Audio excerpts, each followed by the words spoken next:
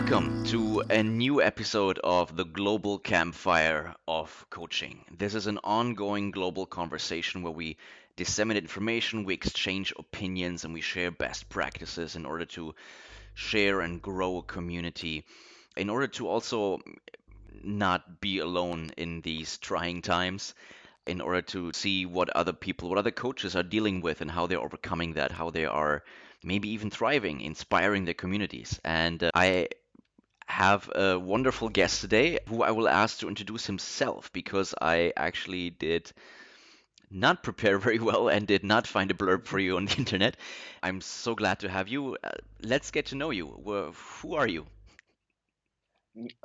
Well, that's a great question. I'm so glad to be here, and I love to talk all things coaching. But right now, I'm coming to you live from Oklahoma, where I live with my family. It's where I also grew up. But you know, this is as a coach, it's my second career actually. I started in the television news industry, where I worked for about 20 years as a communicator, bringing people the news. And when I kind of rose up the ranks to get into leadership, I was lucky enough to be able to work with one of my own coaches, and I was so fascinated by the process and what it did for me that after 20 years, I stepped away from my role in television, gave it all up, and became a coach myself.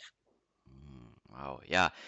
This is a story that we hear a lot, right? That coaches really got the bug from being coached and from thinking, "Hey, you can make money off of that. Let me get in on that."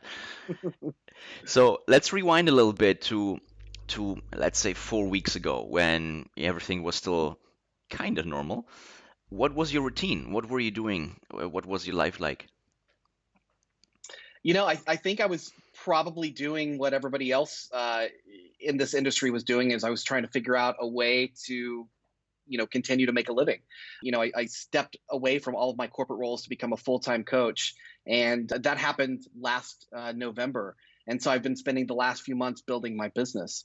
And it was great. Things were actually going really, really well. I'd made amazing contacts, and then the brakes were put on, right, just like everybody else when COVID-19 happened.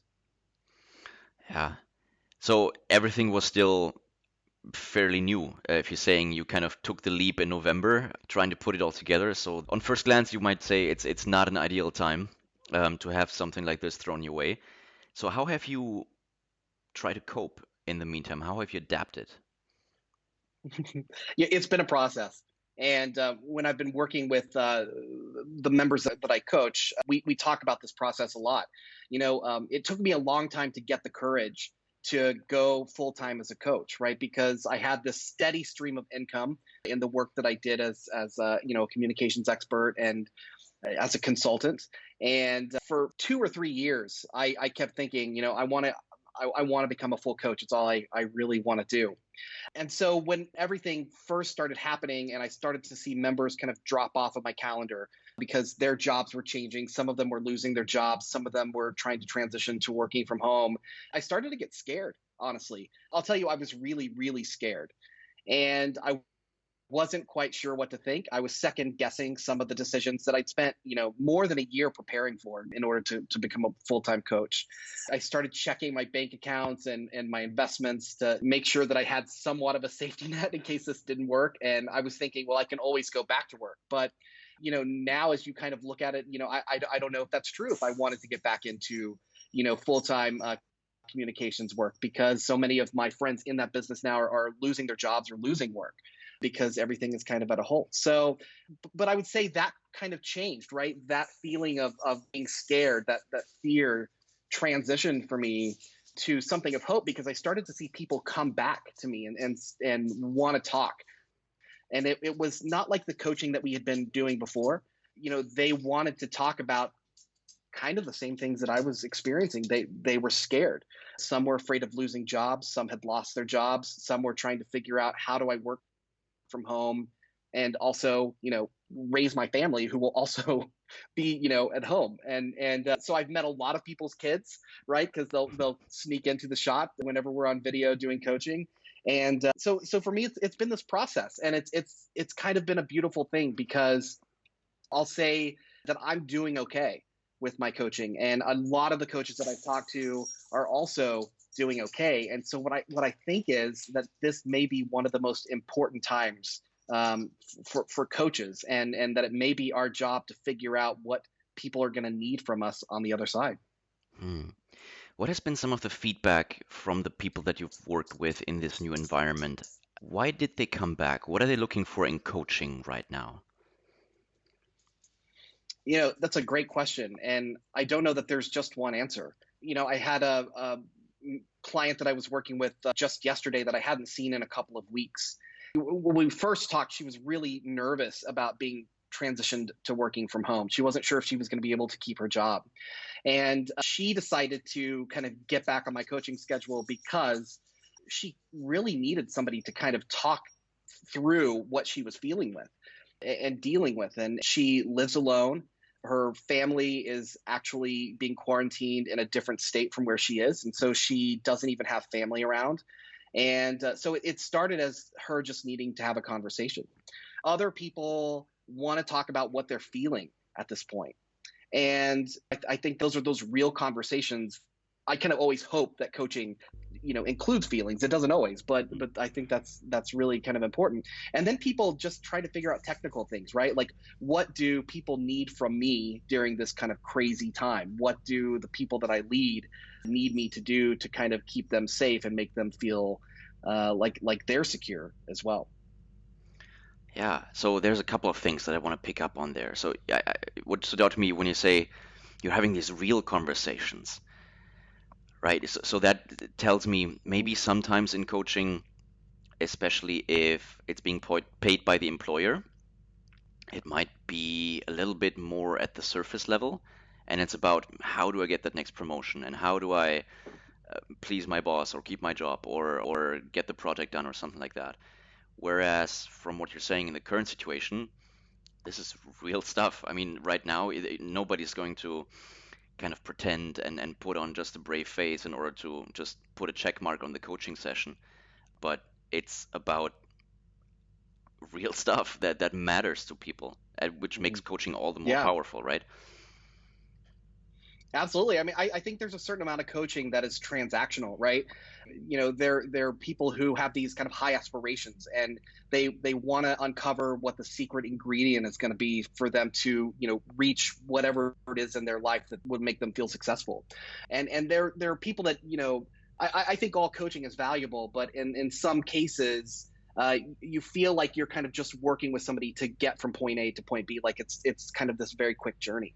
What I've kind of noticed over the last few weeks, especially, is even those types of clients, which they're great clients, right? And we can do great work together. But I'm starting to talk to them as a person and not, a leader trying to get into an executive role. And the things that we're talking about now include their families and their safety and the safety of the people that they're working with and leading and working for. And it's less about what's happening in the office and what's unfair, but it's more of kind of this idea that we're all in this together, and we're all kind of experiencing it in different ways. But yeah, I mean, real conversations. You really hit the nail on the head when you said real conversations. That's what it's been like, and it's been amazing. Yeah. And so I hear you making the distinction between one big topic area being, if I can paraphrase, self-care, taking care of myself. How do I keep functioning? How do I keep my head above water? And in a second step, how do I support the people I love? Some people call that, what's my tribe? And how do I either give back or help them cope? How much do I have to give? So how is that for you? What are you doing in terms of self-care? Let's start there. Yeah, yeah. In some ways, I'm almost thankful for this time because I've been able to kind of really focus on myself, which has not been something that I've been very good at doing in the last, year or more. And for a really long time, I was really focused on the work and what I wanted to achieve and accomplish. And suddenly when you wake up and you have kind of an empty calendar, you think, what am I going to do today? And so I was probably like a lot of people at first, maybe, where I was thinking, well, I'll just sleep in a little bit later, or you start to look for the frozen pizzas in the freezer because you're not eating the way that you typically would. And then that wasn't doing it for me. Like, I felt like something was missing, and I didn't feel good at all. part of it was, I'm an extrovert and I get my energy from being around people and having all of these connections. And suddenly all of those things had been closed off for me. And I thought, what in the world am I going to do? So I woke up one morning. I happened to kind of look outside of the window in our beautiful neighborhood where we live in Tulsa, Oklahoma. And I thought, what a great day to get out there and walk. And then I thought, I haven't really been on a long walk in so long because, like everybody else, I was just too busy. But today, I'm not too busy. And so I did. I went on kind of a 2.5 mile, hike through the neighborhood and around some parks. I saw neighbors that I hadn't seen in forever, and it was kind of nostalgic. It reminded me of growing up when people were always outside and kids were playing on the bikes, and I would walk by houses where neighbors were sitting in their driveways in lawn chairs talking to their next door neighbors who were also sitting in their own driveways, and so people having conversation. And so in my desire to kind of feel connected, being connected with nature, being connected kind of with other people, I was able to kind of observe how other people were even connecting in this time too. And I'll tell you, it's been 2 weeks that I've kind of been back on my workout routine every single day. I feel great, but what I feel even better for is kind of humanity. Like we're talking again, which is Mm. amazing. Wow. I gotta tell you, I'm so jealous you get to go outside. We're in a complete lockdown here in Buenos Aires. I Yeah. get my exercise on the balcony. I would definitely prefer going outside as well. Yeah, wonderful. I love the sentiment. I love what you're picking up on there. And we kind of decide what we pay attention to, right? So when you see people talking to each other again, when you feel this feeling of, hey, I'm actually happy for humanity, then that sounds like you've been looking for something like that. Yeah, I mean it's interesting because I kind of categorize life now into kind of before the coronavirus and now the time that we're in it now. It almost seems like a different world, but I can just remember walking through restaurants and seeing people with their heads stuck in their smartphones and a table full of people not talking, but presumably on social media. But when you see kids playing in the street again, bouncing a ball down the street and riding their bikes, and you see their parents reconnecting with neighbors that maybe hadn't even spoken with in a long time, there's just something really magical about it. For me personally, I think really kind of getting my roots in the communications business, where it was my job to figure out what was the best way to communicate with people and how to get people to connect with us. We were a product, we were a news division that needed eyeballs and ratings. I was always kind of looking for, what's the gimmick? What does the science say? And I don't know that you can get that from a real connection. Like real connections happen in a magic way. And it's kind of like when you've found the love of your life, and that they're going to be the one, or when you see your brand new puppy and you instantly fall in love and there's that connection. I don't know that you can manufacture those things, and suddenly here we are. We've all kind of been forced into this new way of living, and we're all looking to survive in different ways. And we realize, I think, that we need people more than we ever did before. And we need those connections, and we need to just know and hear somebody say it's going to be okay. I'm going to challenge you a little here. How might we conserve some of that going forward for the time when we're back to normal? I don't know if we'll ever go back to, the way things were before, but how do we take what we're finding now and hold on to that or complement what we were doing before with some of more of that authentic Mhm. connection that you're talking about? I think that's the $1 million question, right? It's the thing that I've been asking myself. It's the thing that I've heard some of my clients even asking me. I had somebody say to me yesterday, I don't want it to go back the way that it was. Hmm. And when we were really talking about that, I said, well, what's different for you now? And this client said, I can hear myself. And I don't know if maybe she couldn't hear herself before, or if maybe we get so busy that we're just not able to listen anymore. So I think trying to find a way to kind of keep this calm, keep this quiet, and be able to listen again to the voices in our head that are helping us reconnect not only with ourselves, but also, with the rest of the outside world. I wish I had the magic answer for that, because I think if we could figure it out, I think it'd be such a beautiful thing. And I think that maybe it's going to be the responsibility of all of us to try to keep things the way they are now and keep those connections, because when this is all over, whenever that may be, regardless of what the world looks like on the other side, things are going to kick back into high gear. A lot of us are going to get back into being really, really busy again. And I think we have to make those conscious efforts to really find the time to slow down and enjoy the simpler parts of life. Hmm. As you're talking, a quote comes to my mind, and I'm feverishly trying to think of who said it, but it's we don't learn from experience, we learn from Mm. reflecting on experience. Yeah. So I Yeah. think that probably, like you said, is probably key, and that's where we coaches come in, right?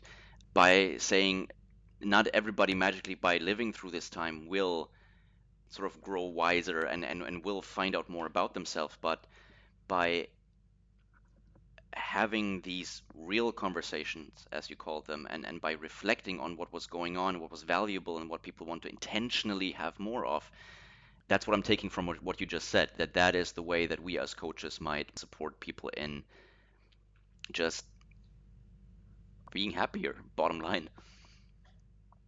Yeah. I mean, I can't say that I'm unhappy during this time, right? I have these moments, I think, probably like many other people out there, where, I woke up today feeling anxious for no real reason. But I was thinking, another day locked inside the house, another day trying to make sure that everything runs smoothly, that I'm, still making money. And then that quickly kind of fades away. I think it's going to be yeah, maybe you're absolutely right. Maybe it's going to be the responsibility of coaches to kind of help people rediscover, those feelings and these moments that we've experienced, so that moving forward they can kind of create a future where there is some quiet and we are able to have those, real life conversations that I think we got to, too far away from. There was Mm, too much noise, and there were too many distractions, and it was too easy to not have those conversations. Right? Real conversations are not always easy, right? Sometimes they're scary. Sometimes you have to be vulnerable. Sometimes, it can be a chore just to think of something that's interesting to talk about. But those conversations are so much richer than what we're getting whenever you can pick up your phone and just look on social media for kind of instant gratification. mm, yeah. All right, Jakin. I'm trying to contain myself and to keep these episodes really short so that, yeah, I think not to overstay our welcome with people's attention. Yeah. But what's the one thing you would like people to take away from our conversation today? I think listen. What I've rediscovered is kind of that voice in my head, like the essence of who Jacob really is. That would it almost made me fearless in simpler times. I think when I was younger and maybe when I didn't care, and made me probably not care as much what other people thought. And now I'm able to listen and to hear that voice again. And there's something really magical about it. It's the voice that's telling me to get up and get moving. It's the voice that's telling me to call my mother. It's the voice that's telling me to reach out to, people who can also offer perspective and help in these kind of crazy, scary times. And I'll tell you, it's been absolutely rewarding. Just, making a phone call a couple of weeks ago has actually led to what I hope will be a successful business venture, that not kind of based on making money, but really based on helping people transition into what the world is going to look like on the other side of this. So I think that my advice would be to just find a way to listen to yourself. I'm definitely gonna schedule some time in today to go and do that and enjoy that. Jakin, thank you so much for your insight, for your time. Looking forward to reconnecting with you soon. Absolutely. It was great. Thanks. Thank you.